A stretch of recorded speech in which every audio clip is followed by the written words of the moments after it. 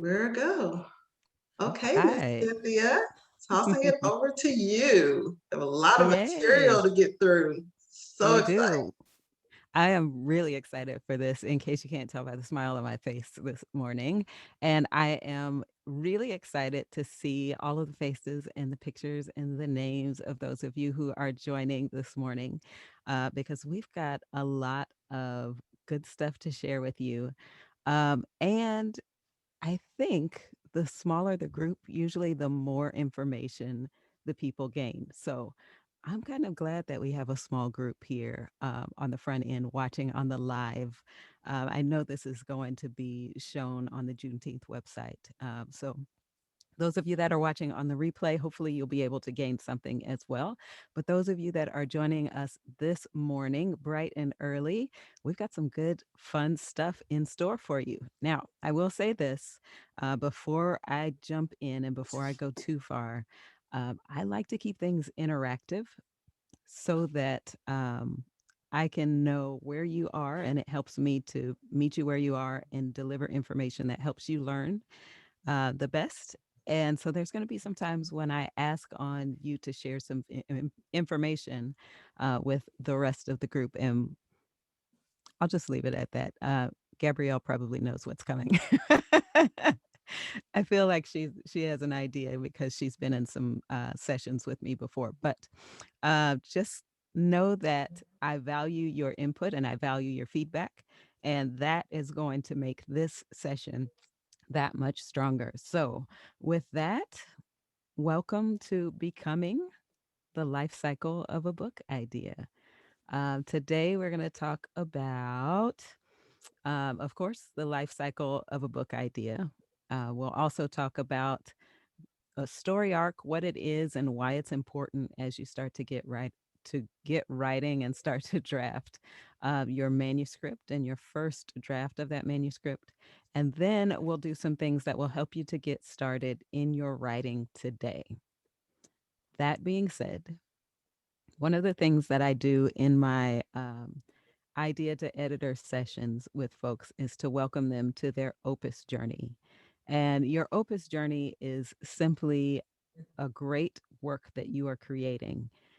And whatever that is that you're working on today, whatever idea you have in your mind that you're going to start building off of today, that is the start of your opus journey, right? That's the great work that you are building. So, welcome to the start of it, wherever you are on that journey. And let me tell you a little bit about me, a very small bit about me, and then we'll get into the content. So, first and foremost, I am an educator. I always tell people I'm an accidental educator because I didn't go to school for education. I actually got a degree in psychology, which has been tremendously helpful as you start to work with people and help them figure out how to navigate through whatever it is that they're navigating through. But I'm an educator by practice. I am a story shepherd as well. So I help people take their ideas and get them ready for books. I'm an author myself. I have published, I think, 12 books now, and there's one more that's on the way. This Linnea is excited. It should be released. I'm fingers crossed, October or November. This is the third book in the Sugar Plum series, which is a series I didn't see coming. But we're also turning that into an audiobook, so that should be coming out as well. And I'm also the founder of LaunchCrate Publishing, which is a publishing company that I started to make sure that creatives are getting fairly compensated for their work. So that's a little bit, very little bit about me and how I found my way into publishing and doing the work that I'm doing today. And I want to toss that question to you. So, who are you becoming? This is where I'm going to ask you to check in with us, right? So I do these things regularly called a speed check, and it's really helpful to do these quickly so that you don't overthink it, right? The speed check for this morning, I want you to give us your name. I want you to give us who you're becoming. Tell us a little bit about who you're becoming. And I want you to tell us how you're feeling about this opus journey. Lene, I'm going to start with you. I knew that you would. I was like, no, don't pick me, don't pick me. Uh, I am Lene Robinson. I hope that I am becoming the bookstore owner that has a chain of her bookstores all throughout the country, with Kansas City, of course, being our flagship location. How do I feel about my office journey? Um, Anxious and excited, looking forward to it, and just thrilled to be on the journey with everyone. And hopefully, my journey impacts your journey, and we can do great things during all of it. I love it. I love it. I'm not going to call on anyone else, but you all just jump in here when you're ready.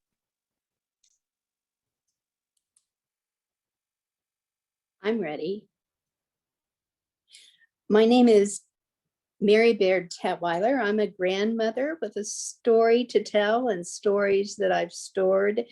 I feel about my journey that I'm a novice and an older, mature age. Thank you, Mary.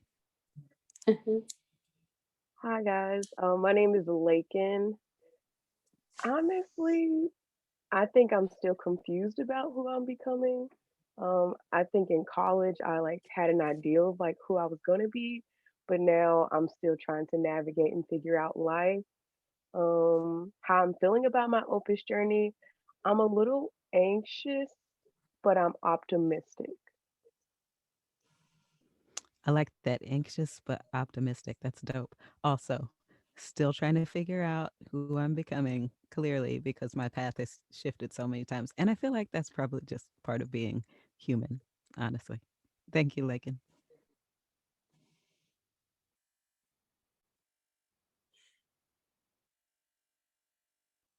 I guess I can go. I hit the video not to unmute, but it's okay too. My name is Dalitha. I am a novice writer.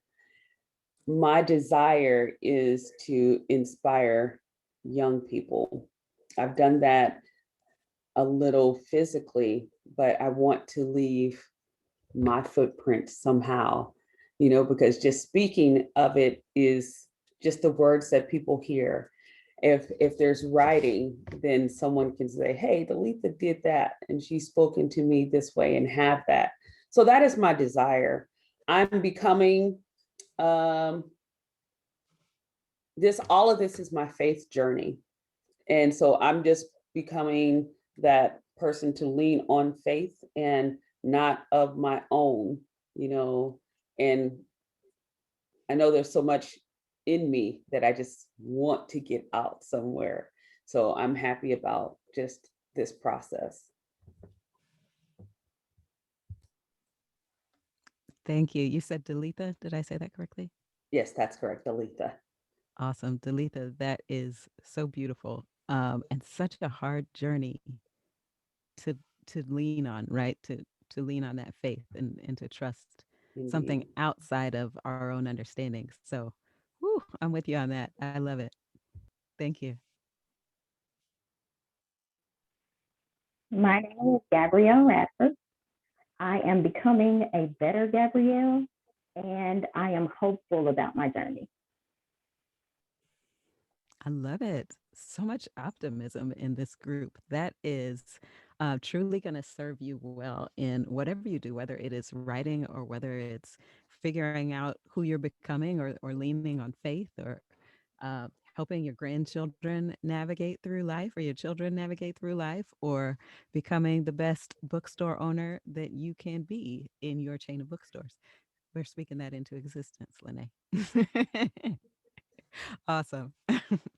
All right. So let's dig in. Now that I know where you are, and I feel all the hope and I feel the optimism, that's going to be helpful as we enter into this conversation about um, what it takes to go from an idea to a book, right? There's oftentimes a lot of conversation about writing a book versus publishing a book, and sometimes those two things are used interchangeably.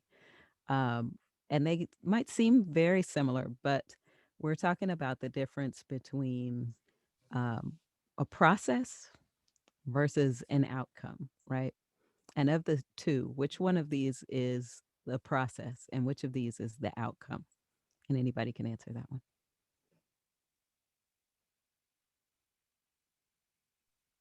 I would assume that writing is the process and publishing is the outcome. Boom, you would be correct. Absolutely, right? A lot of people write books. A lot of people write a lot of things and they never do anything with them. Right? They hold it close to their heart and they're protective of it. And rightfully so, because this is something that we birth and it feels very personal. Uh, Writing itself is a process that takes a lot of work, it takes a lot of practice, it takes a lot of honing. But if you do it well and you collaborate with others, you can eventually, if it's something that you're interested in, get to this outcome of publishing. So the two are used interchangeably, but we're going to talk about both writing and publishing today and how those two build upon each other. So I feel like these are going to load pretty slowly if I remember correctly. But before we talk about how to go from an idea to a bookshelf, let's talk first about what makes a book. Cover to cover, what makes a book? So, first things first, you have your title pages. You'll see those in the front. And know that as I'm referencing the anatomy of a book, I'm thinking more of a work of fiction or nonfiction, but not necessarily a picture book. Picture books are slightly different in their layout. But so you have title pages, you have what's considered front matter, and the front matter is the copyright information, the dedication, all of those extra pages that you see in the front of a book that you usually bypass when you're reading, right? You skip right through it and you go to the good stuff so that you can get to the story, right? That's usually the front matter. The next thing that you'll see sometimes is a preface, and the preface of the book um, will sometimes tell you a little bit about the book itself, maybe why the book was written, where the book originated from. The idea behind the book itself is usually what you see in the preface. Okay. Tell me if I'm going too fast. I see you guys writing there. All right. Sometimes you'll even see a foreword. This is usually something that's written by a content area expert. You see this in nonfiction books more regularly than you do in fiction books. And in this foreword, you usually have someone who is lending credibility to the author, right? So they're taking their status and whatever it is that they're an expert in, and they're saying, hey, this book is good for this reason, right? Is someone who's supporting the idea of the book. That's what you'll find in the foreword. And then sometimes you'll see an introduction. And a lot of times there's confusion between the preface and the introduction. Remember, the preface is telling you why the book was written. The introduction is often used to help people understand how to use the book. So your preface is your why, and your intro is your, hey, this is what you can expect as you get going.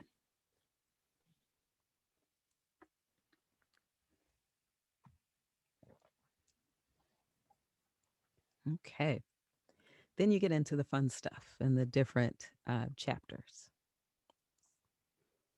And those are arranged in a variety of ways, depending on what it is that you're writing. But that's the meat of your book. Sometimes you'll see an epilogue, and the epilogue can sometimes contain some information that maybe was discovered after writing the first draft of the book, or maybe there's something. Let me give you an example. So I wrote a book about my grandfather and his life stories. And I wrote the first draft of the book and went through the edits and all this good stuff, right? Followed the entire process that you're supposed to follow. And wrote the book in, I think it was early, I don't remember the year. It was a long time ago. Wrote this book. And then on Thanksgiving, my cousin and I wore these matching shirts, right? So hers was like by Rosa Parks, said nah. And then and mine, I don't remember what mine said now that I'm thinking about it, but it was similar, right? And so we had planned to wear these shirts, and we show up at Thanksgiving and everybody's like, that's great. You guys need to take a picture. And my grandfather says, I got a shirt. And we were like, what do you mean you have a shirt? And he was like, I got a shirt. So he proceeds to unbutton his button up, and he had this picture, this graphic t-shirt with, I think who was on it? Uh, Du Bois was on it. I think Malcolm X was on it, and somebody else was on it. And my grandfather just walked around in his activism, and nobody necessarily knew that it was happening, right? And so that was a piece that we added to the epilogue of that book, because it was a way to describe how his life was lived and how it trickled down to his grandkids. So we rolled that all into a story that then got placed in the epilogue, right? So it wasn't intended to be in the original book, but it's something that drives home the point that the book was making. Does that make sense? Okay. Good, good, good. All right. So let's keep rolling, because there's 3 more things here. There's also a notes section included in some books as well. And that's usually for more nonfiction books. You don't necessarily see these in fiction books unless there is an entire fictional world that has been built. And then sometimes people will create notes to help you understand what's happening in this fictitious world, right? But the notes help you to understand some of the concepts and provide a little bit more information on some of the concepts that might be covered in a book. You have the acknowledgments section, and I've seen this in both the front and the back of the book. More often, I see it in the back of the book than the front, though. And this is a place where people thank um, those who have helped to contribute to the book, whether that is in a personal way or whether that is in a more professional way in helping with maybe some beta reading or advanced reader copies, those types of things. And last but not least, your about the author is usually included in the book as well, and that's typically included in the back of the book. So from cover to cover, this is usually what a book includes. And again, all books don't necessarily include all of these things, but it helps you to know what's in a book. So you got to start with the basics so that we can know why it takes so long to go from an idea to a book, which is what we're going to talk about next, right? The most important content in a book is what? What do you think? The story. You got it, right? So the story that you're building and the information that you're creating, the meat is in the chapters, right? That is the most important content. And it's really tremendously important that you get it right, okay? So we're going to talk about how to go from an idea or a concept that you have to a book on a bookshelf, right? So it starts with this idea that you have. And I'm assuming that all of you that are sitting here right now have an idea in mind that you want to build on. And we're going to do that as we get rolling. So you start with an idea, you take that idea and you create an outline. And then from your outline, you start to build into your first draft. Sounds easy so far, right? No. Yeah, there's a lot of work that goes from idea to outline to first draft, but look at all of these boxes that are left, right? We still have to get it to book form into the readers. So you go from idea, you turn that into an outline, you take your outline, turn that into a first draft. And then once you've gotten your first manuscript draft complete, you send it to a developmental editor. And that developmental editor is the one that's going to help to look at your overarching idea and help you to figure out whether or not what you have written fits into an order that makes sense. That's the easiest way for me to describe it, right? So they're helping you to figure out whether or not there are elements that are missing that might be good to tie back in, or whether or not there are parts that are in there that are unnecessary or redundant that you can take out. So that's what a developmental editor does, right? So you go from idea to outline to first draft to developmental editor, then it goes back to the author, and you make whatever revisions you feel will help with your book. All right. So from developmental editor to revisions, then to a copy editor. And your copy editor is going line by line, and they're reading it word by word, literally one word at a time. And copy editors get paid a lot of money because they are very valuable, right? There are always going to be books that have errors in them, even books that are coming from large publishing houses. I've seen that have errors in them, right? But your copy editor is making sure that there are as few errors in that book as possible. So what they're doing is checking for grammar, they're checking for spelling, they're checking for syntax, they're checking for all of those things that help to make sure that your book is legible, that people can actually read it, and that they don't stop and focus so much on, oh, well, I could have fixed that. And why didn't somebody miss this part, right? Then that takes away from the story, which again is the most important part, right? So developmental editor, back to you, you make revisions. It goes to a copy editor, comes back to you, you make some more revisions.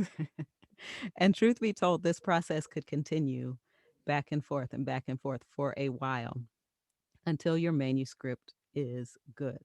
I didn't want to overwhelm you with the amount of edits that could potentially occur within a draft or the creation of a book. But usually we edit ours at least 3 times. On average, it's about 5 times. And every time we look at it, we usually see something different. And that's why we edit it so many times, right? So once you get to a place where your manuscript revisions are in a good spot, what you do is send it out for typesetting. And that helps you to make sure that, let's use, which book do we want to use? This one is close. So when you're looking at typesetting, and I'm going to get this really close so that you can see it. This is Big Magic by Elizabeth Gilbert. It was on my bookshelf. So you can see how spaced out the font is, or the type is. You can also see what the margins look like on her page, right? I'm going to compare that one to mine, which looks significantly different, right? My font is quite a bit larger. You see that all right?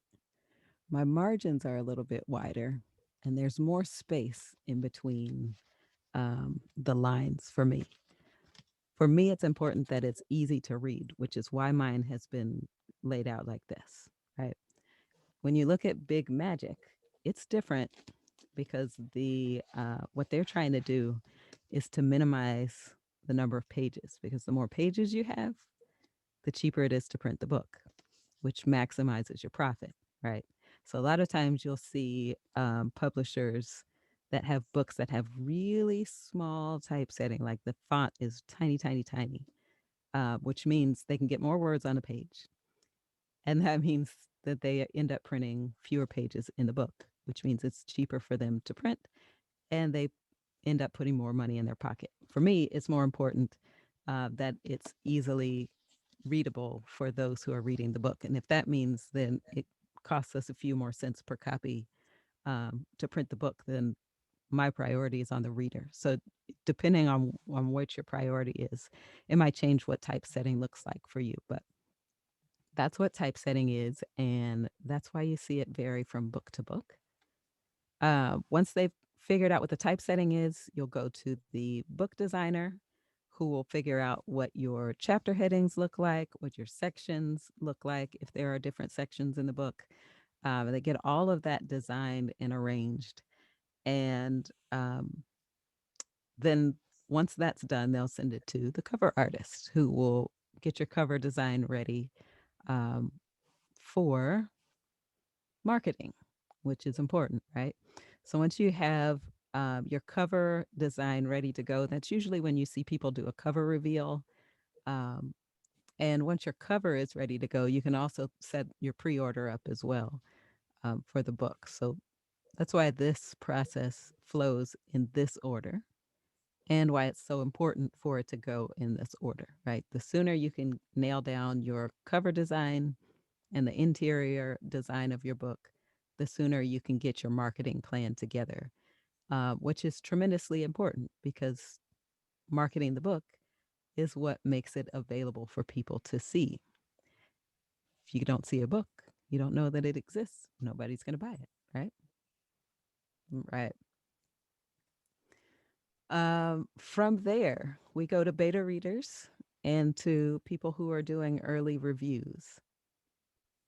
And it's important to get their feedback, specifically beta readers, because if there's a hole that you might have missed, there's a plot hole or something similar, this is an opportunity for you to change it, right? To fix it. So you go from beta readers, you might go back to a developmental editor and more revisions, and then to the copy editor and revisions. Or if it's in good shape, you go from there to the printer and the bindery, where they start to stitch your book together into a physical form. All right. From there, it goes to distributors and then off to bookstores like Bliss Books and Wine. Sometimes it'll go to libraries as well if libraries have picked up your book. And that's how a book ends up in your hands. What questions do you have on this process? I know it's a lot.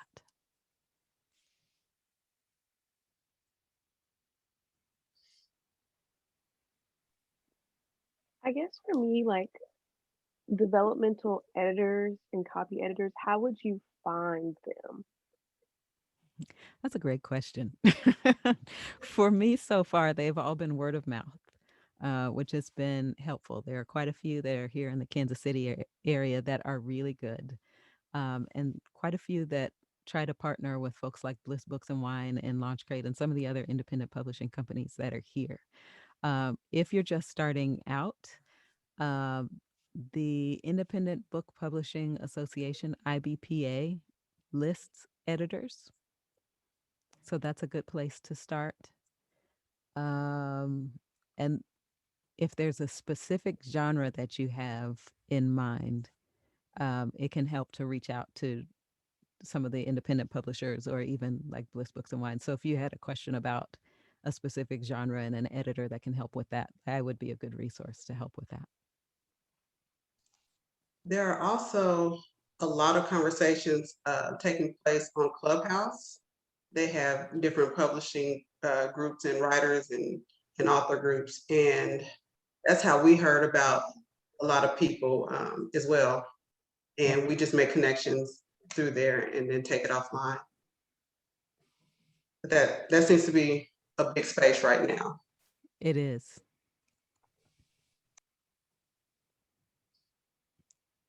Is that all the responsibility of you as the writer to make certain you connect with these editors?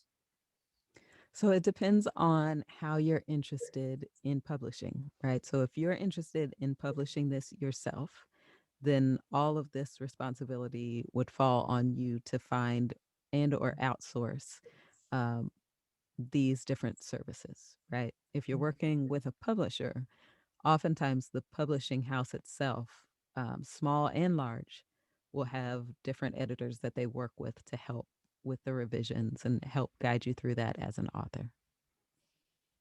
These are great questions. Keep them coming. How do you protect your intellectual property in this process? Okay.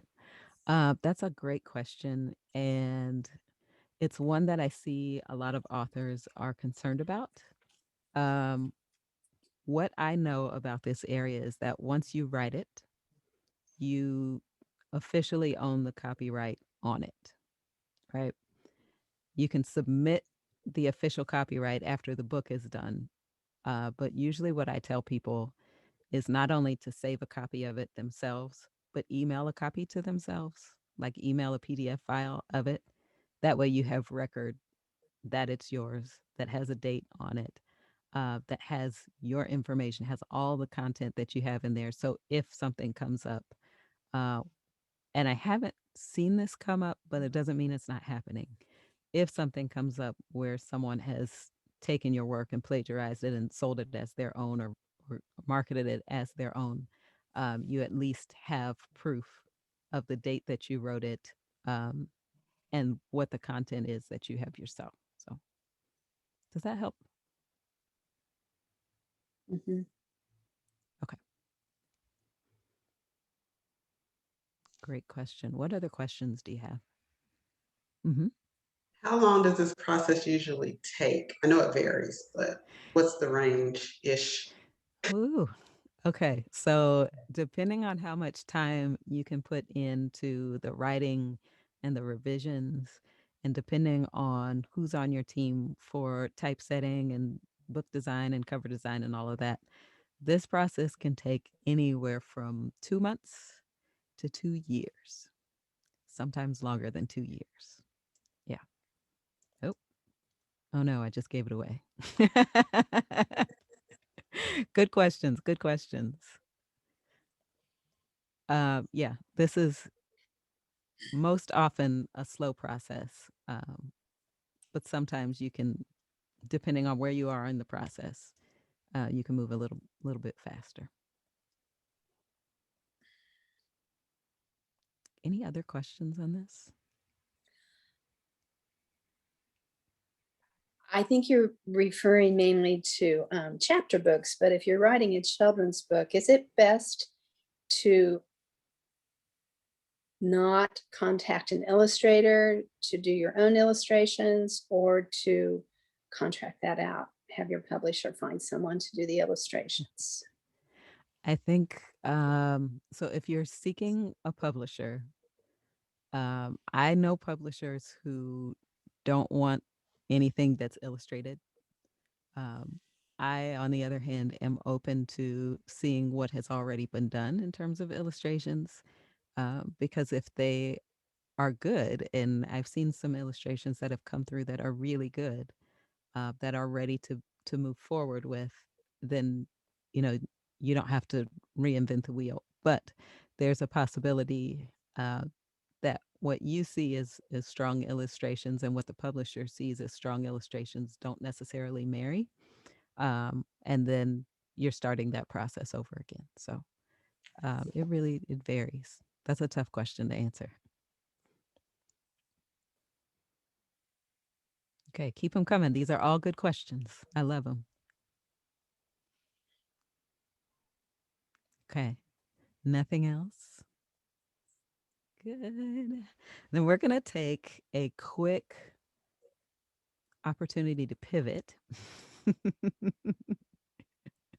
Lene's giggling. Gabrielle is on mute right now, but she knows what's coming. Oh, So this is an opportunity for us to start to exercise our creative mind and get these juices flowing, because we're going to pivot into the next portion of this session, which is really where you start to do the work, right? And I want you to be able to feel. This is an unnerving process for people. I'm just going to go ahead and say that, right? But I want you to feel as creatively powerful as you can in this moment, okay? So what we're going to do is to use these cubes that you see here on the screen, and we're going to work together to create a story together, okay? So when it's your turn, you can choose any image that you want and add as much or as little to the story as possible. but you can only use one image. Okay. So for example, if it was my turn and I chose to use the alien that's in the center, then I would only add information about this alien face and how it adds to the story that we are creating, the six of us are creating together, right? I wouldn't choose any others, just that one.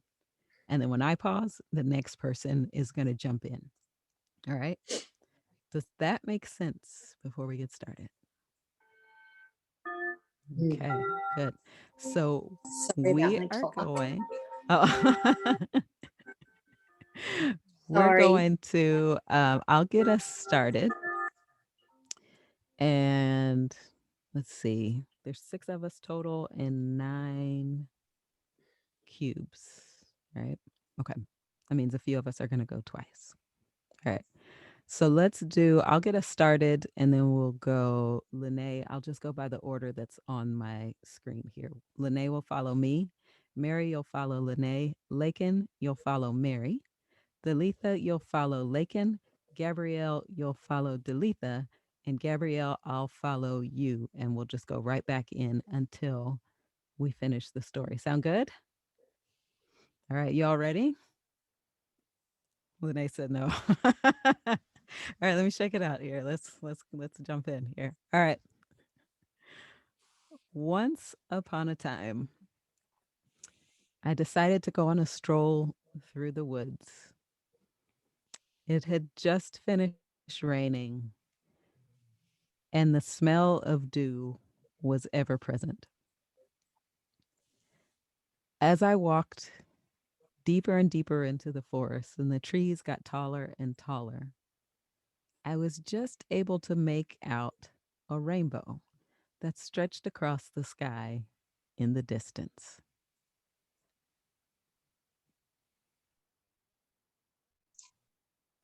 I attempted to follow that rainbow as far as I could, weaving in and out of trees, over rocks, across the stream. And I looked down and I saw the biggest footprint I'd ever seen in my life. Where could this come from? I wondered to myself. Naturally, my conclusion was a Yeti.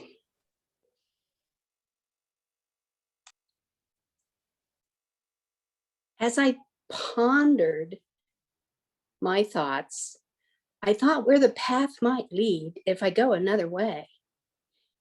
But remembering the conversation I'd had that morning, I thought perhaps I would completely turn opposite of what my thoughts were leading. Maybe I have been misunderstood. Maybe I should take a path that opened a new door. And at that time, I looked before me and I saw something, not a pot of gold, but a door. There were 2 doors. And I looked at the gold of the one door and decided to take the other.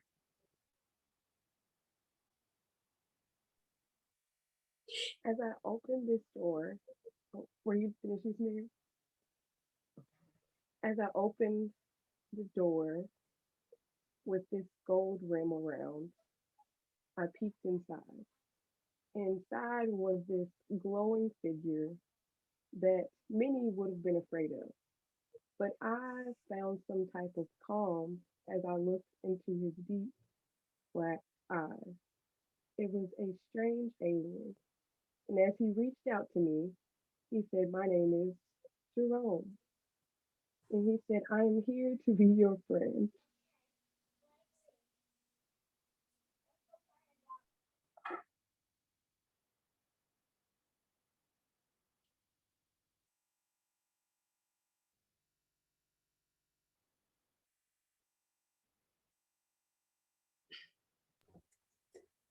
So I sat with my new friend Jerome and thought about our adventures together. Should I be afraid? Should I be excited? All these things ran through my mind. But he was my friend. And I was happy to have a new friend. So my thoughts are, how do we make new friends?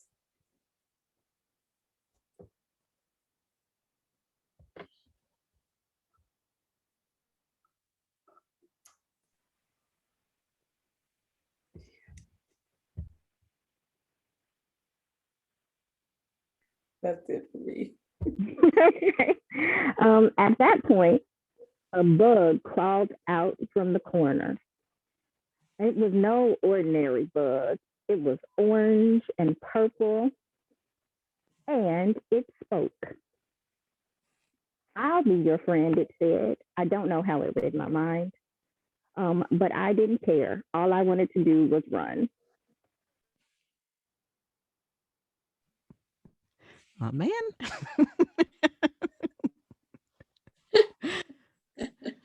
There wasn't much room for me to run because this room on the other side of the door was very, very small. So small, in fact, that there was only one room, and it looked like the inside of a teepee. So here I am, my friend Jerome bringing calm, and this multicolored bug bringing fear and angst. And I have to figure out what is my next step.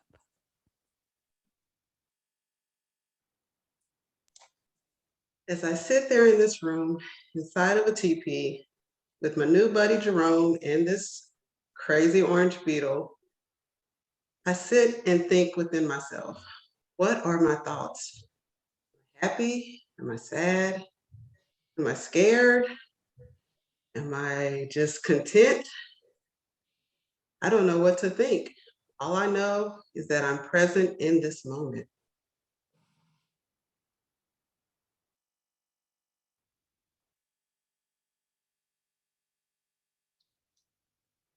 My presence in my own mind allowed me to create. And as I thought, not logically, but perhaps a little deeper, I saw my bug friend and Jerome as maybe guides that could take me to places that I'd never been before. Perhaps I'd never read about it in a book. Perhaps it was something that I needed to infer. Perhaps it was something I needed to learn. Perhaps it was something I needed to create.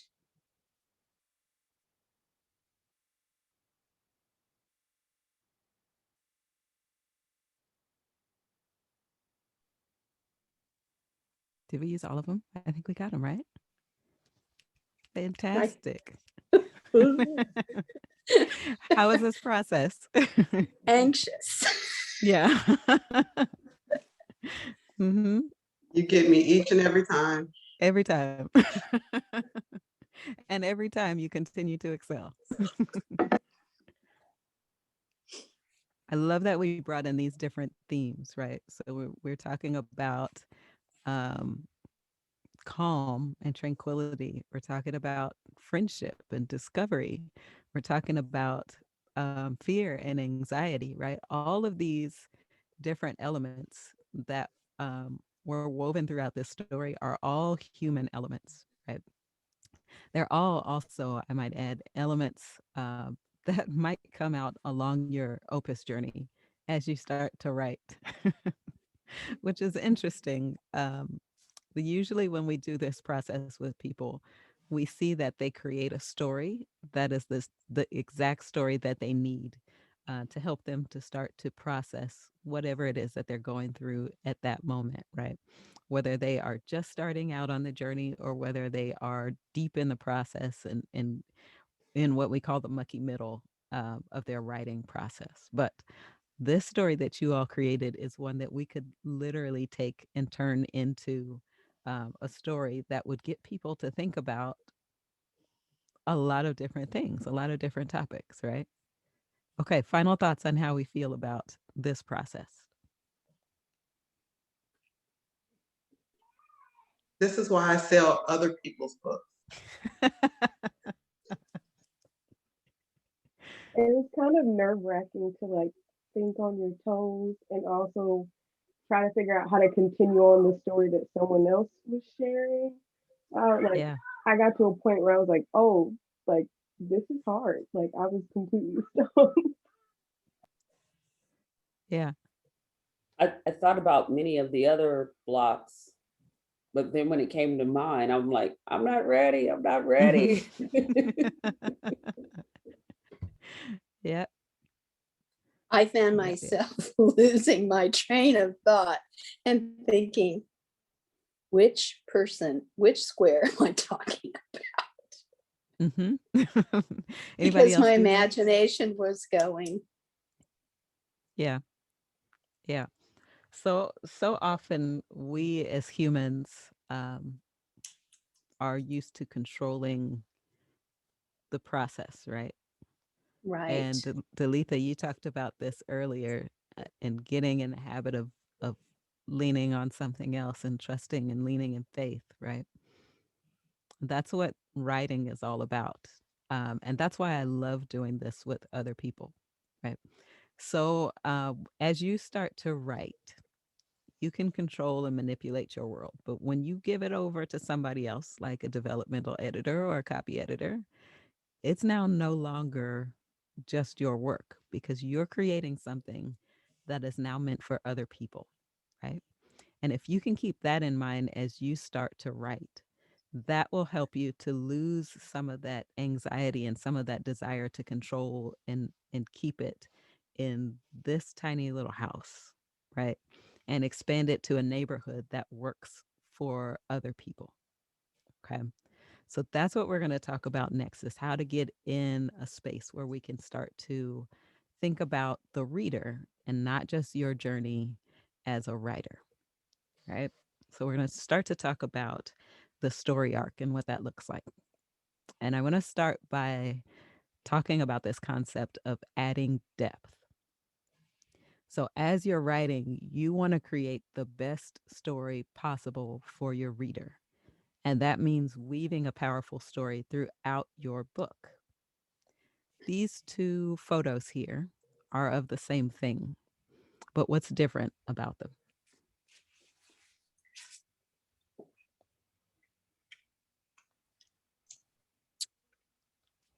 The focus, Mm-hmm. Tell me more. it's, I don't know, the focus and the angle. And even though it's the same picture from different viewpoints, it looks unique. Mm-hmm. Yep. The background So has faded. The background is not the focal point.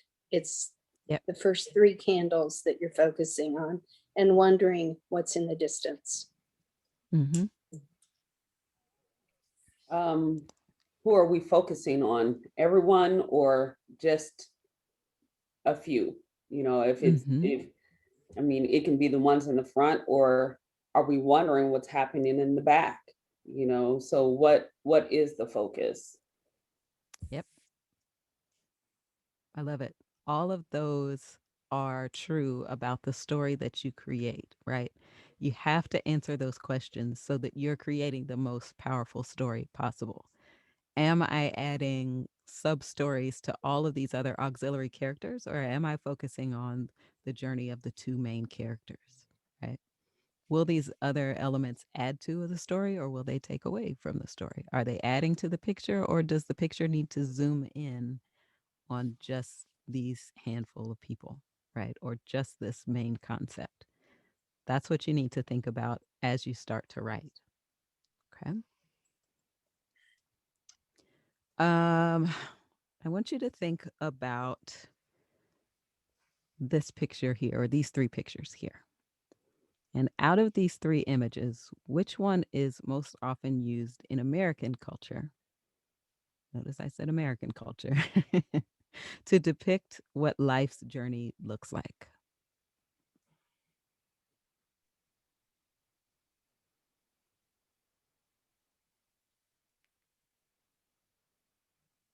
Mm. Lakin, say that one more time. The highway is often, I mean, Rascal Flatts wrote a whole song about life is a highway. So I feel like Mhm. that is the most American way. It's a straight shot, right? Okay. I like that. Gabrielle, I saw you come off of mute. What were you going to say? Oh, I was going to say the American dream is a highway. Like that's what they try to sell us. But that's not what it actually looks like in American culture. I feel like the stair step is what we see in business or in work a lot of times. Okay. And none of those are accurate either. I think it's probably a lot more of the twists and turns. Okay. Okay. Any other thoughts? Yeah. Gabrielle hit the nose on the head, right? She hit it on the nose there, right? Lakin, you got it as well, right? They often take the two images that are on the outside and they say, this is what life is like, right? You go to school, you get married, you do this, you start a family, boom, it's a straight shot. I don't know anybody who's had the straight shot just like that highway, right? Or when you're starting a business or when you're going out into the workforce, they say you do this, you get a promotion. You go here, you go here, you here. You take these stair steps, and then that's what success looks like. You continue to elevate. Again, I don't know anybody who's done that. Usually, they go forward a couple of steps and then they might go back a step or two. And then sometimes they jump up a step and they miss something, right? Or they go back a few, depending on what's happening in life, right? This is the one that is most accurate, honestly, if we're going to be honest about what success looks like. This is the one that is most representative of that. And let me describe this to you. I used to use this when I was coaching students so that they could help to understand the process that they were going through as students in learning and entering into life, right? So we have what we call a learning loop right here. Okay. So there's some sort of challenge that happens at the beginning of it. And we have an opportunity to get out of this loop or stay in this loop, right? Depending on whether or not we learn something and apply that to our life will determine how fast we get out of this learning loop, right? So there's a challenge. I can not learn from it and go right back and experience the same thing multiple times until I learn and apply it. And then once I apply it, we have what we call a forwarding action that propels us forward. Okay. Does that make sense? Then it doesn't stop. It loops again, right? You just have this complete circle of loops that just take you throughout life, right? And again, sometimes you stay in the loop a little bit longer. Sometimes you kick out of that loop a little bit faster. It depends on how quickly we start to apply those lessons that we learn. And once you understand that process, it makes navigating through life's surprises a little bit easier. Doesn't make it any better. It doesn't feel any better. It still feels kind of icky when you experience it. But you understand how to bend and flex and think and step outside of yourself and learn and apply those things. Okay. This is important to know as you begin to write work for people, because what you're understanding is the reader's journey and the writer's journey. And you're taking that same concept and applying it to the work that you're writing. And whatever that is, whether it's a work of fiction or whether it's a work of nonfiction, what you're helping people discover is what that learning loop looks like. Okay. So in the reader's journey, there are how many different stages? 5 different stages. And I'll walk you through what each of those looks like. Right. So the first stage is the normal stage. And that's when you paint a picture of what everyday life looks like. How does this person live? Where do they live? Do they share a space with someone? Where do they work? Do they work? Are they in school? Are they young? Are they old? Who's in their world? You're painting the picture of what everyday life looks like for them, right? And then there's chaos. Chaos always happens. And chaos is just a break in what's normal in their world, whatever world you've created. There's usually some sort of angst in there.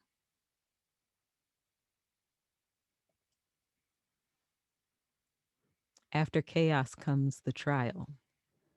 And this is an opportunity for them to learn a lesson.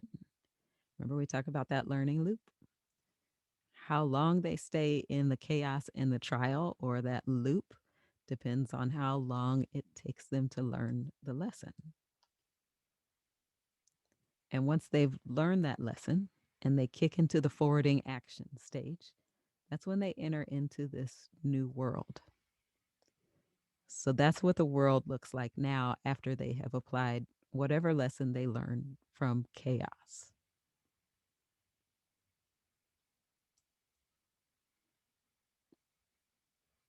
Right? So there's the normal world, some chaotic event happens, they go through a trial, learn a lesson, apply that new lesson, they're in the new world, and then they reach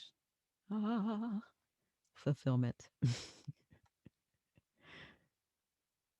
And that's just the gains or changes that they now get to experience after they are in the new world. Here's the thing about the reader's journey. Sometimes it happens once in a book. Sometimes it happens multiple times in a book, right? Think about Hallmark movies, for example, right? We're going to use Hallmark movies because they're pretty predictable, but you can usually tell, right? Something cheesy is going to happen and it's going to be chaotic in their world. And then they're going to learn from it. They're going to apply it. And then, oh no, in this new world, something else has happened, right? You'll usually see this at least 2 times in a Hallmark movie, sometimes 3 times. But the same thing happens in books as well. Okay, what questions do you have about the reader's journey? I have a question. As you're writing personally, do you consider your reader's journey? I used to when I got started. And the way that I would map out an outline would help me to keep the reader's journey in mind. And now, because I've been writing so much, it's almost second nature to me to write like this. But when I was first getting started, I absolutely would craft my outlines so that it would show some sort of normal chaos, trial, new world, and then fulfillment. Very good question. What other questions do you have?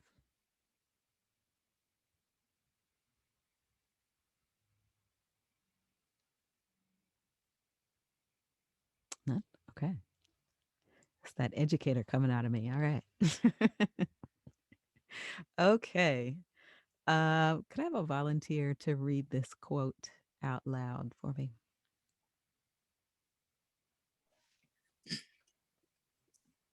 I will.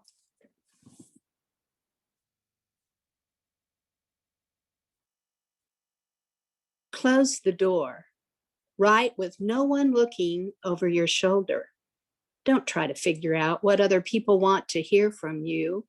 Figure out what you have to say. It's the only one and only thing you have to offer. Barbara Kingsolver. Thank you, Mary.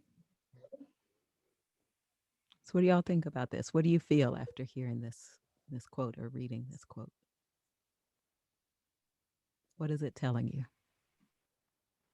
I think that Barbara doesn't have any children.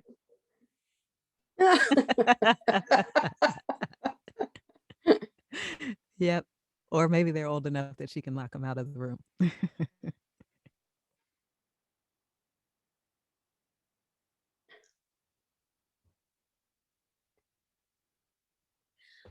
I thought about it mentally, how we sometimes want to satisfy others or want the opinion of someone else. And it's really what we have to offer, not what someone else puts in.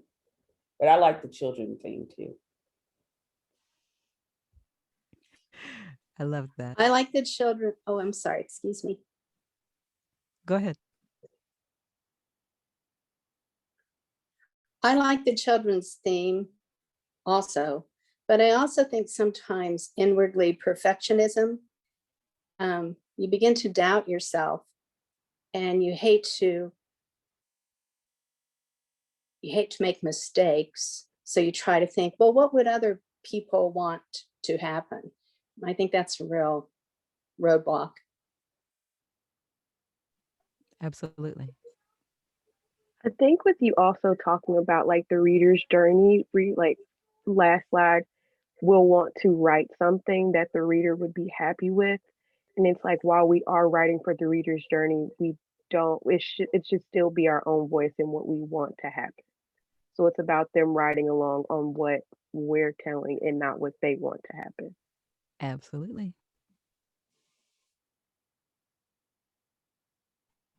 Any other I thoughts? see, sorry. I see a lot of liberation in that quote. Just the fact of giving yourself permission to share what it is that you want to share. And that's what speaks to me in that quote. Awesome. Absolutely. So we're talking about everything that you all just mentioned, including getting to a space, Gabrielle, where you can physically close the door, right? It's hard to write when there are a million things happening outside um, of the space that you're writing in, and people are leaning on you um, for whatever needs that they have. But that's a realistic piece that we have to figure out as writers how to navigate through. But we're also talking about making sure that we're sticking to the core theme of our story and our message and whatever it is that we want to write, whatever message it is that we want to share with the world, and focusing on that, right? And just like Lakin said, we might be writing this story with the reader's journey in mind, but we're still writing it from an authentic place of the message that we're offering to the world. Right? Good stuff. Okay. So let's start to dig in some. Let's start to dig in. Okay. Um, this is where the rubber meets the road. So taking these ideas that you have and starting to break them down into something that can help you um, get to work in writing whatever opus that is that you want to create. Okay. There is a sentence here that I could not read enough times to you. And I would say it over and over and over and over and over again if I could. The importance of beginning with the end in mind cannot be overstated. Why would I want you to make sure that you're beginning with the end in mind? What do I mean by that?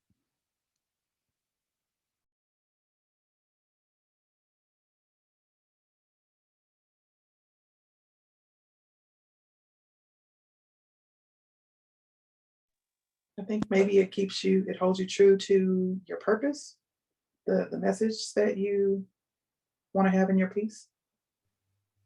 Bingo. Yep. So when you're beginning with the end in mind, you're thinking about what you want the readers to take away. You're thinking about your outcome. And if you begin with that, then what you're about to do here is going to be structured in a way that helps you to build towards that outcome, which means that every element of your writing is going to be driving towards that outcome. Okay. So if you begin with the end in mind, it keeps you from straying, it keeps you from wandering, and it helps your work to stay focused if you're doing this well. And doing it well means, you're getting into a habit of doing this regularly and writing in a way that stays true to your message. Okay. A couple things down here that you might see. And this is just something to keep in mind as you're writing. Your outline that you create for yourself is a third of the work. A third of the work of creating the book is the outline. That's how important your outline is. What you're essentially going to do is to create a scaffold or a structure that's going to help you to build out each of the chapters, which again is the most important part of the work that you're creating, right? Which is why your outline is so important. As you're writing, depending on what you're writing, and this is again from the master course that I have, we have a goal of 50,000 words that they're working towards. Depending on what it is that you're writing, that might be more, it might be less. But 50,000 words is a roundabout number that can help you to get to a book that, depending on the way that the typesetting falls, could get you close to 200 pages worth of content. Okay, so just something to keep in mind. All right. So as we start to dig in, here's what I want you to do. There's 3 questions here. And I want you to take some time to do this individually, and then we're going to share what your answers are to the larger group, right? So once your reader has finished reading your book, what do you want them to have learned? That's the first question I want you to answer. Then I want you to think about what you want them to feel. How do you want them to feel? You want them to feel empowered? Do you want them to feel shook, depending on what it is that they're writing, that you're writing? And then depending again on what you're writing, what actions do you want to inspire within them? So let's take, I'm going to say 3 minutes. I'm going to set a 3-minute timer. Y'all work on these answers, and then I'll check in to see if you need more time. And if you do, I'll add a little bit more time. And if not, we can start to share. Sound good? Y'all give me thumbs up if that works. Awesome. All right. I'm going to go on mute and set the timer for 3 minutes.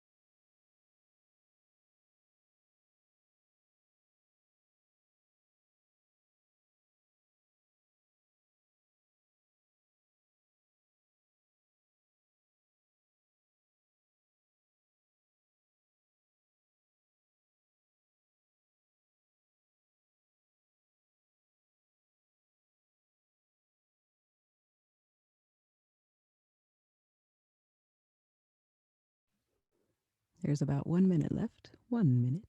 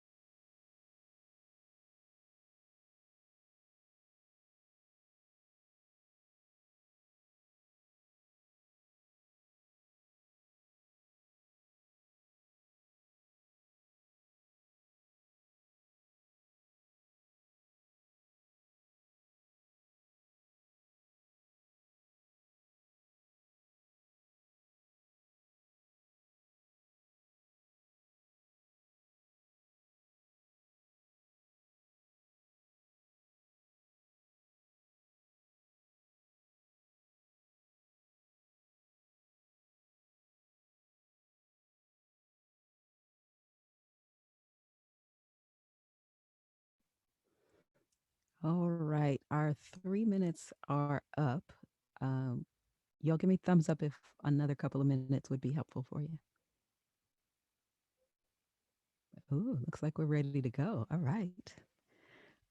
Anybody interested in sharing first? I'm anxious to hear. Ooh, this means I get to call on people. Yep. All right. Uh-oh. Janetta, are you coming off of Yeah. mute? I'll share. Okay. So, what do you want the reader to learn? Mhm. For me, it is while everyone has an individual journey in life, there are so many similarities that connect us and that validate that you're not alone or isolated. What do you want the writer to feel? Empowered simply just to be. And what actions do you want to inspire within the writer? To acknowledge perceived boundaries and limitations that we often set on ourselves, to break through those and then be willing to share, because there is a limitless gift in telling stories. Ooh, that sounds powerful. I'm ready for that. Thank you for going first. I know that's not easy. Ugh, I'm Go for it, ready. Mary. Okay. I'm making reference to a book that's in my mind. Number one, what I want my readers to learn, that it's possible for young girls to follow their dreams. And what I want them to feel is that when they step out alone, inspiration from nature stimulates their thoughts and gives them the power to encourage their journey. And then the last one, what I want to inspire them with is using insightful imagination. Girls are empowered to become the best they can be. I love that. Thank you. It's powerful.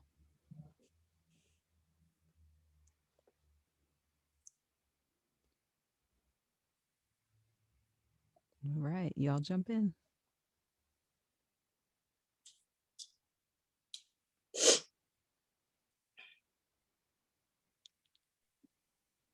I can go. For what do I want my readers to learn? I guess like from my story, I want them to know like it's okay not to have like a true destination. I feel like a lot of people my age and the younger generation, we often feel like we need to accomplish things by 24, 25, and many of us don't even know who we are by the age of 25.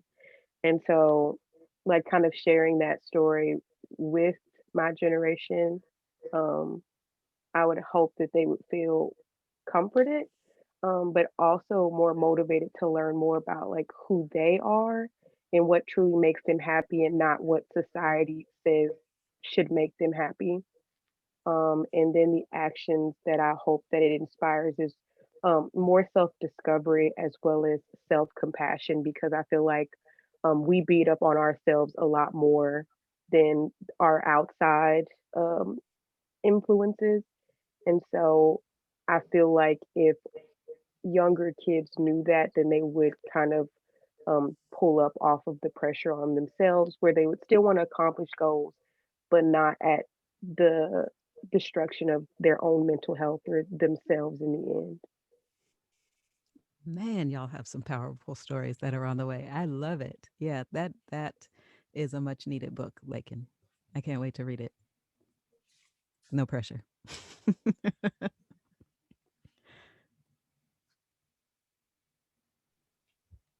Okay, I'll go. To learn, my thoughts are on the journey as well, and that the journey is here in reflection to past and present. Yeah, to learn that the journey is influenced by those things. What I would like for them to feel is a sense of the understanding of culture and tradition in our path, but also understanding that everyone is different, so the feeling of those things, and inspired to stay on the path, that you don't have to just give up or think that you're giving up, because it never ends, but to create your own in the same way. Mhm. So even in traditions and culture, that your own path and journey is important. I love that. Got some world-changing books on the way. I can see it.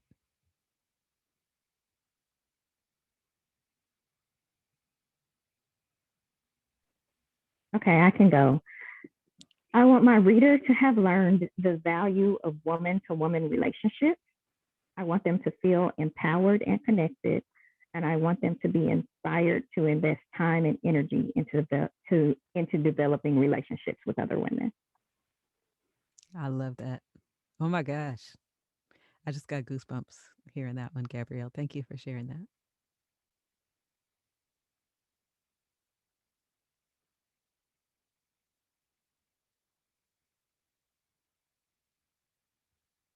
It's like a battle right now between Devin and Lene. Who's going Oh, last? I don't have a story to share. I'm just waiting for everyone else's. I'm sitting here excited, like my shelves are going to be stocked. I can't wait. Right? I'm looking at the end goal. Like, Mm-hmm. I'm ready. You got to the end of that life cycle of a book idea, right? Yeah, I'm at the end. You work this magic out with everyone. I just want the There product. we go. Devin, did you have an idea that you wanted to share? I'm sorry, I don't. I'm kind of multitasking, but I really didn't want to miss this session. Okay. Awesome. Good stuff. Okay, well, keep multitasking and we're going to keep going forward here. So as you now have your reader's outcome in mind, I want you to think about all of the things that would help to drive your readers to the outcomes that you just identified. This is the brainstorming stage. It could be any idea at all. Don't judge your ideas. This is where we start to lose some of the really valuable information as we become really hypercritical over some of the ideas. And we say, maybe they don't need that. At this point, we're just brainstorming. Okay. Any and all ideas that you have that come to mind, write them down. It doesn't matter how detailed they are, just write them down. We're going to take another few minutes to do this, and we'll come back and share what we've come up with. Cindy, can you repeat the exercise again? I don't think I quite understood it. Sure. So you're going to take the thoughts that you just created, your reader's outcome, those ideas that you've identified that you want your readers to have learned when they finish reading your book, what you want them to feel and what you want them to feel inspired to do after reading your book. And you're going to think about all of the ideas that might feed into those different areas, right? Let's see if we can do an example. So for yours, you want to empower them to create different relationships with women, or facilitate or foster relationships woman to woman. So what are some things that could help them to do that, that would encourage them to do that? Are there stories that you need to share that would show what positive relationships between women look like, right?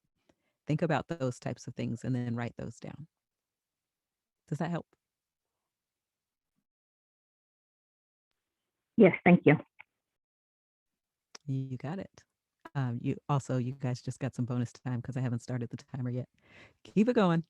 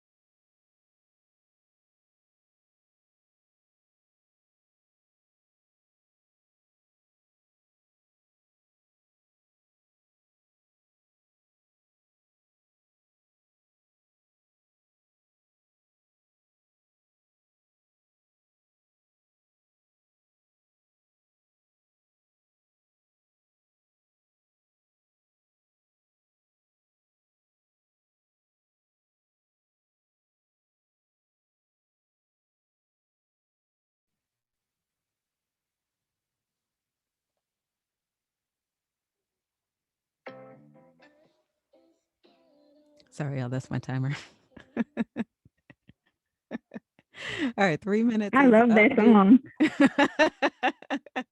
It was my ringtone for a long time. Do we need more time?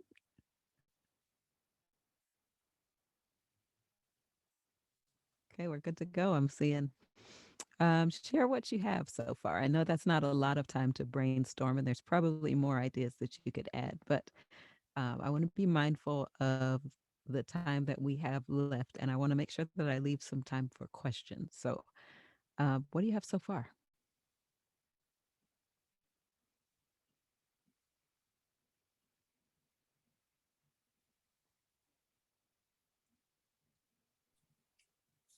I'll try to be brave with my brainstorming. Okay. No order. Take the lessons learned from women in the past to have paved paths for your future.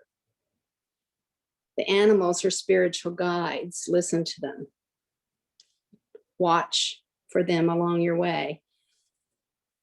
Advice to slow down. Take time to write, to notice your environment. Don't go so fast. Be courageous. Be kind. Appreciate those who give you life. Don't doubt yourself. Have fun, laugh. Make life's journey joyful. Share life with a friend. Open conversations. Share your thoughts. I love it. You got quite a few out. Some powerful brainstorming. Okay, thank you for sharing, Mary.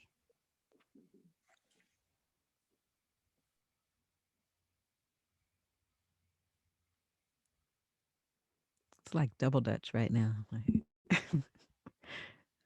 Who's getting in the ropes next?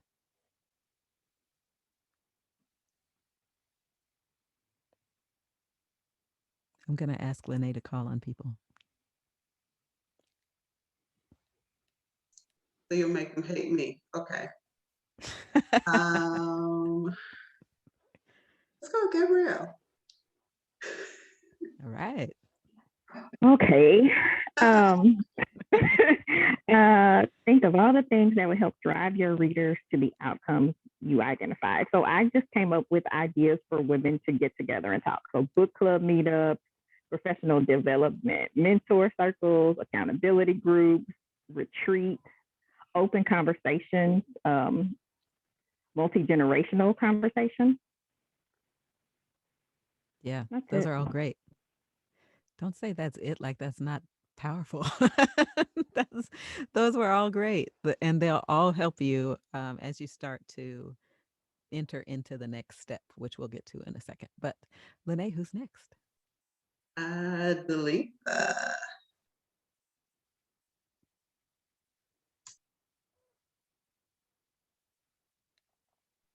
Okay, I had a quick thought while you said my name, but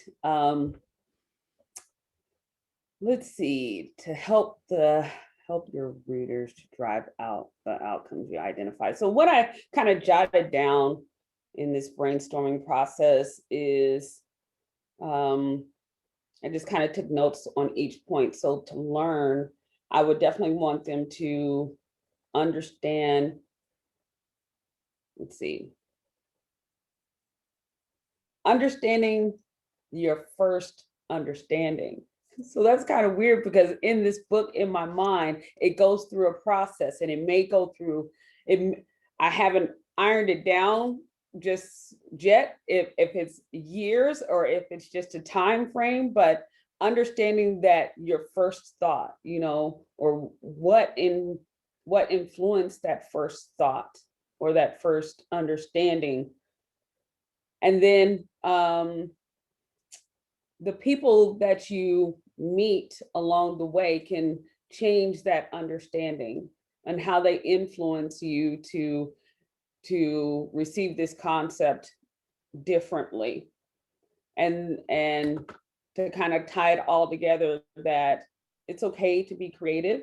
It's okay to get to know yourself along this journey, as well as understanding that it's all connected. You don't have to take everybody and put them on your back, but to take that little piece and say, hey, I got that. There's so many things that I don't know, I'm going to keep talking. So, but it just keeps going and going for me because, yeah, I see this as like many different levels, but what did I get from this person and how did they change what I first thought this was? I don't even know what this is just yet, but it's coming along. I love it. Keep writing as the ideas come. Don't stop writing. Awesome. Okay, and Lakey.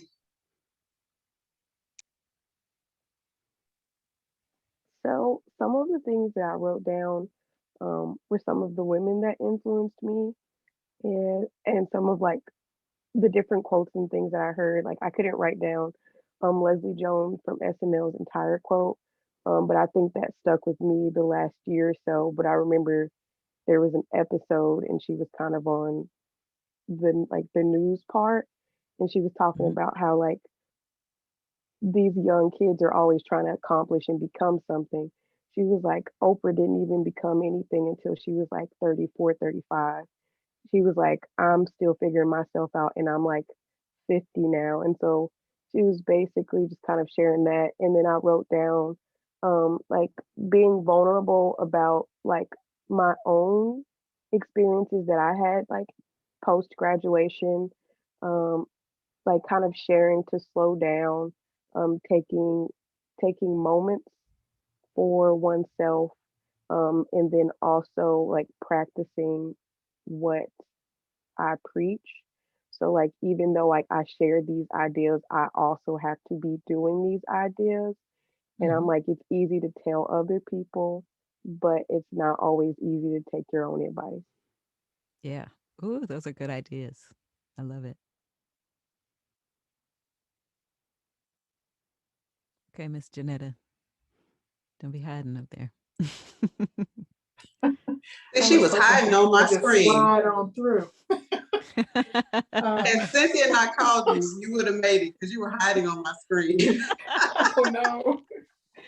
Um, Gosh, I wrote down several things, not necessarily in any order. It was truly just brainstorming. So what came to mind for me um, was just kind of reflecting and being transparent in that reflection of just happenings in life, stories that oftentimes aren't told for whatever the reason. Um, and then people that have influenced me, thinking back on conversations and observations, and turning points throughout a journey. So what kind of changed the changed the path for me, and then just looking at other people that are close to me that I've kind of gathered, I guess, insights from just in watching. Not that they specifically told me something, but just watching them maneuver life. I think those are things that I think will help me help my reader accomplish the goal of learning it's okay to just be empowered to be who you are, and Mhm. then also to share stories and acknowledge the impact of those stories. I love it. See, I don't know why you were trying to hide and not share that. We definitely needed to hear that. And I feel like some of the stories that you all are creating are similar in the type of theme that you are creating. And the power in sharing what it is that you brainstormed about is that your ideas can help someone else who is also in the brainstorming stage to think about another way that they might be able to communicate the message, their specific message to their intended reader, right? Which is why we do this process together so that you all can start to see the different types of ideas that can help to communicate um, whatever the message is that you are about to build and to create. Cool. So there's one more screen over here you all can see. We've talked about the reader's outcome. We've talked about brainstorming. And Janetta, you said they were in no particular order as you shared yours, which is good because now we're going to take those ideas and start to arrange them into an order that might make sense, right? So, thinking about some of the ideas that you shared, does it make more sense for you to talk about your personal journey first, or to talk about a concept and then your personal journey? Or does it make more sense for you to start with some ideas that you've seen happen out in the world that work, and then add your personal journey in there, and then add some questions for the reader to think about? Start to take those ideas that you brainstormed and think about what order might make the most sense for the book that you're creating, right? And know that what you're creating is flexible. It's not rigid. So it might on paper look like this, and then as you start writing, you might discover, hey, I need to move this around. It's okay to move it around. But what we're doing right now is giving ourselves a chance to finish the book. That's why we start with the end in mind. Okay. So organize those thoughts. It could be chronological. Does one concept need to precede another? Is there a teaser that you can include in one chapter that might link to the next chapter? This is where you start to think about those types of things, right?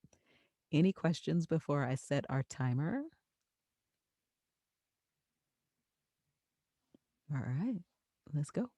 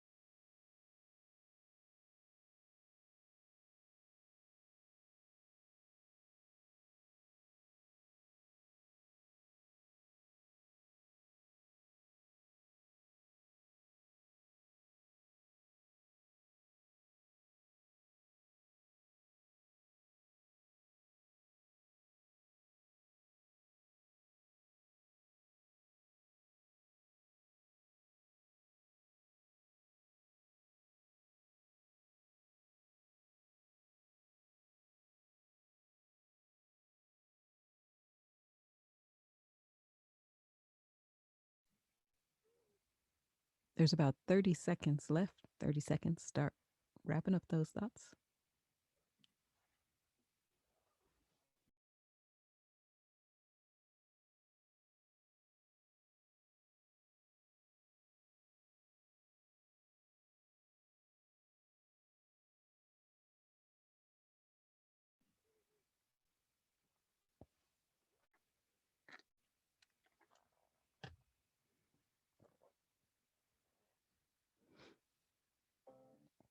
All right.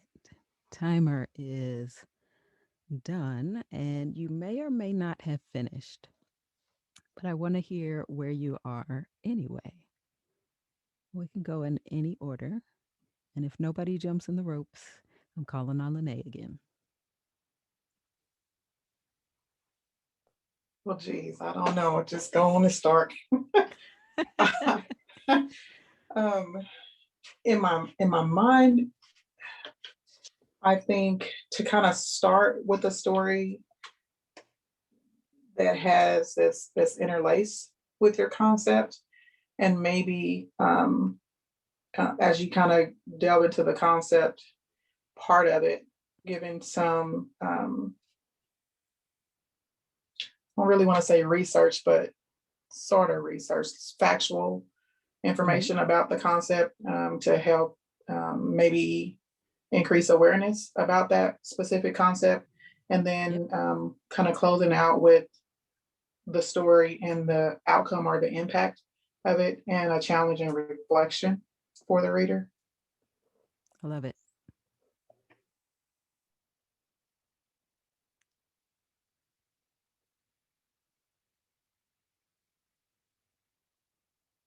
Okay, my magic scroller is Oh, going wait, to. Mary's unmuted.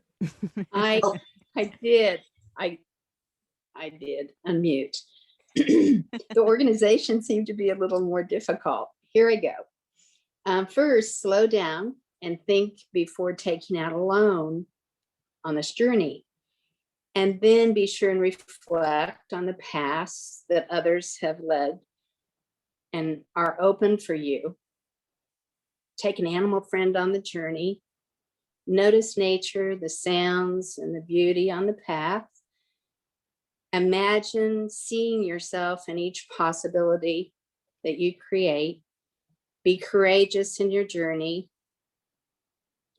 Be self-assured, don't doubt yourself.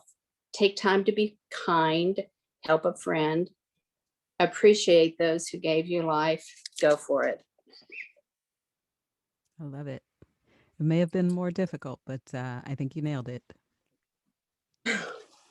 Thank you.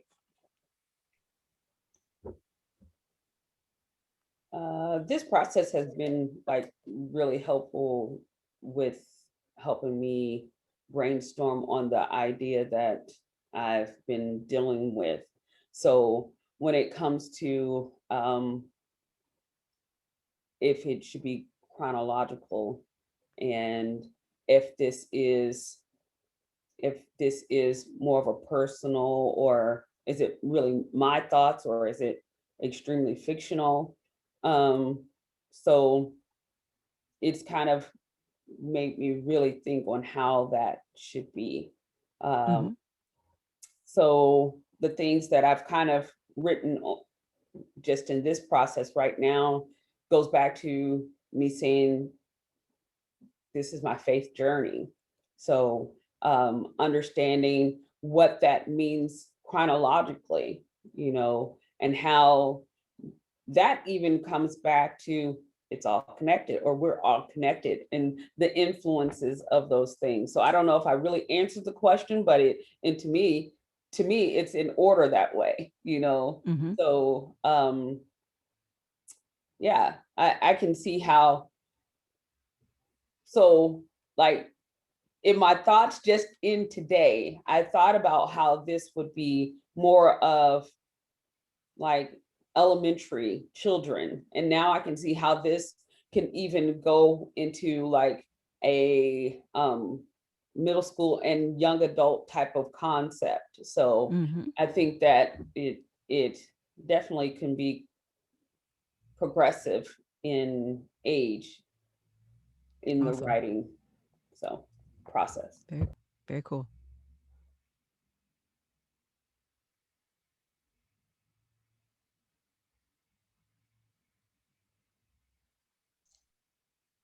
Okay, Gabrielle, you're up. Okay. I struggled with the organization portion, but I realized that my book is not going to be chronological. It would help for one concept to precede another. So because my book is a relationship book, it is going to start with the personal and then go into the professional and then end up with the perspective, because all of our relationships start with at home and they grow out into the community. So that's how I should organize my thoughts as I'm writing. I love it. All right. And I think we just lost Lakin. Okay. So hopefully she'll pop back in. Here's the good news, right? You all just did in, that was probably about 30, 35 minutes, what takes people weeks and sometimes months to do, right? This is the hardest part, is figuring out how you want to structure your book and starting to then dig into the work. So you've gotten started on that process of digging in. There she is. All right. Lakin is connecting to audio, and we're going to see if she wants to share once she's back in. Lakin, are you ready to share? Yes. Sorry, my Okay. internet cut out. Oh, it's all Um, good. but I think after listening to I know like Miss Mary, she said slow down. And that kind of made me like add some things in. So for me it was like slow down, reflect, and like be grateful for some of like the hard parts. And so then it allowed me to like really kind of emphasize on like rushing through some of the parts in my life to get to others just to rush through those. So Hmm. never taking the time to actually appreciate those things. And then pushing more on like preaching but not like practicing. And then I know Miss Delitha talked about how like she was really trying to figure out like fiction versus like not or self-help. It was about her faith journey. And so it really kind of helped me in terms of like being too scared about saying it's my faith journey because you want to give God the credit, but then you be like, am I just getting by on life through luck? And so just kind of like looking over those and like reflecting over that more so. And then like I think Miss Jeanette had said something about sharing the stories that haven't been told earlier. And it's like knowing that I'm not the only one who might be going through these situations, but also Hmm. talking to other people and like sharing their stories as well. I love it. Oh my gosh. Y'all, seriously. Every time I do a session like this, I'm always energized to write my own stuff. And then because I didn't do the thing, I just have to wait till the next session before I get energized to write my own stuff again. But I absolutely love, love, love all of the ideas that you all have shared with each other here. And I thank you for being open and vulnerable enough to share that with each other, because ultimately we are all better for the stories that we're sharing with each other right now and our ideas that we're sharing with each other right now. And ultimately, once you have written these stories and go from an idea to a book, um, those who will read your stories will be better for it as well. So I thank you for the work that you are about to put in to create whatever story it is that you're going to share with the world, because the world will be impacted by those ripples that you create with the book and the opus that you're about to start working on. So thank you all for this. Um, Again, I was mentioning earlier that this is the start of your opus journey. And what you just did in the last 35, 40 minutes is something that takes people a long time to do. So the fact that you have even started this process and that it's something that you can build on is something that's going to take you a long way on this process of writing your book. Now, that being said, you can't stop here, right? You got to keep going. Um, I love The Office because I'm a weirdo who loves The Office. We'll just go ahead and call it what it is. But Dwight is the perfect face for this, right? All you need is motivation. False. You need fear and an approaching deadline, which, that can motivate you sometimes. Sometimes it does the opposite. But here's what I want you to keep in mind as you start to move forward. Okay. Um, how fast you move through this process is up to you. And you have the ability right now to set some time aside for yourself to write and to create and to build on this opus that you are embarking upon right now. So if you're up to it, the challenge is for you to write at least 30 minutes every day. And that could be about your book. It might be about how your day went. But writing 30 minutes every day gets you in the habit of writing. And when you sit down to write your book, it's going to be much easier for you to write once you've started to flex and use those muscles regularly, right? So write at least 30 minutes every day. If there's some research that you need to do for your book, Janetta, I know you talked about pulling in some ideas that might help to reinforce certain concepts. Start to structure some time where you can do that research, right? That's going to be helpful for you. And then if you need to organize your content some more, lean on those three areas that we just talked about: the reader's outcome, the brainstorming, and the organizing, and figuring out what order works best, right? You did that process for your entire book. You can also do that in a smaller version for each chapter that you have if you want. You can do the same concept, figure out what you want them to take away from the chapter, brainstorm ideas or things that will help to build upon that, and then organize those thoughts in an order that makes sense for the book that you're writing. Cool. All right, y'all give me thumbs up if this has been helpful. All right, I see it. Okay.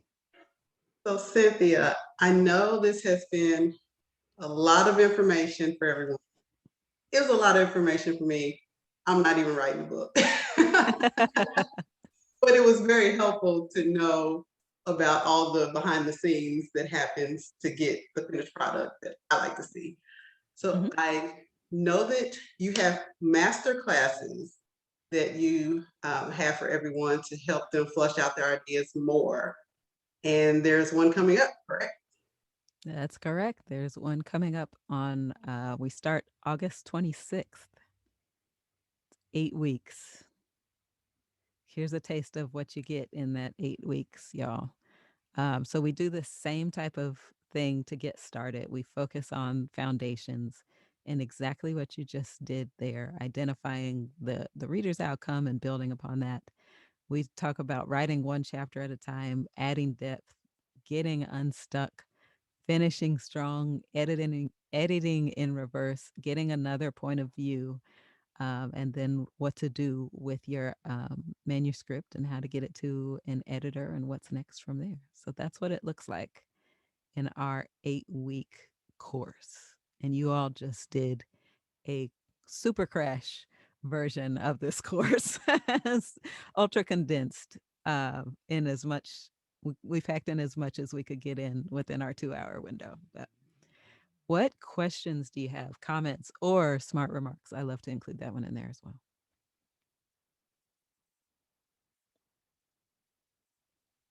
Hearing none, seeing none.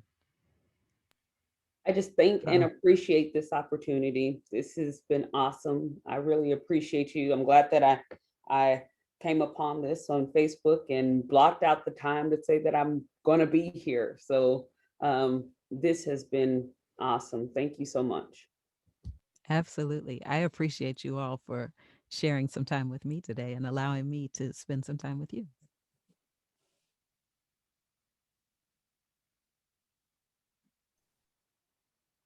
I know I appreciate everyone coming on and being vulnerable and sharing their stories. I know it's hard to be put on the spot, and I know Cynthia likes to put everyone on the spot, so I was already nervous about what she was going to ask for me.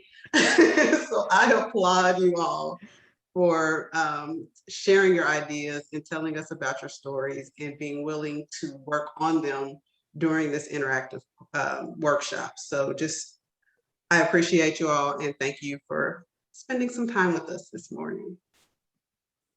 Yay. All right. Final message. Go forth and write. If you all need some help along the way, you just have some questions about something, feel free to shoot me a message on Facebook or send me an email. I don't think my email's in here. clfails@launchcrate.com. Fails as in fails a test.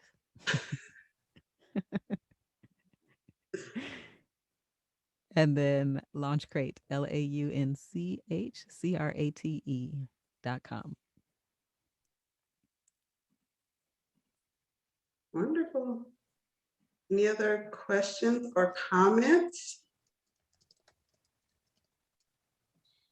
Thank you, Lene, for the opportunity. I appreciate seeing it on Facebook, and thank you, Cynthia, for your guidance and optimism and encouragement. Absolutely. Welcome. Thank you. I'm so excited to see your stories when you're finished. Me too. I can't wait to buy these books. I love, love, love having local and independent authors and seeing their dreams come into fruition. I'm excited for you all. You know, no added stress that we're waiting for you. I do Cynthia the same way. Like, when's the next one coming out? She does, and No that pressure. pushes me along.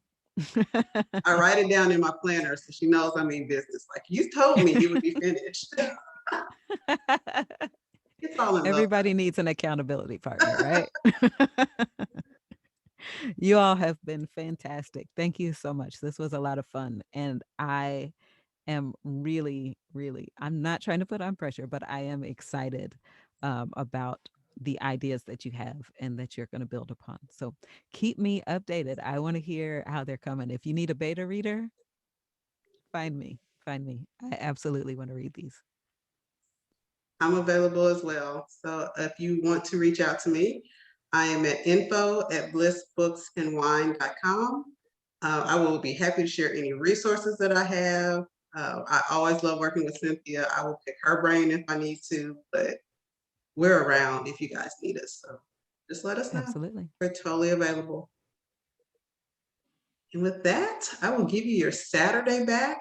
Thank you all so much. And for those that will watch on replay, I hope that you are able to flesh out your ideas as well. And good luck to you all.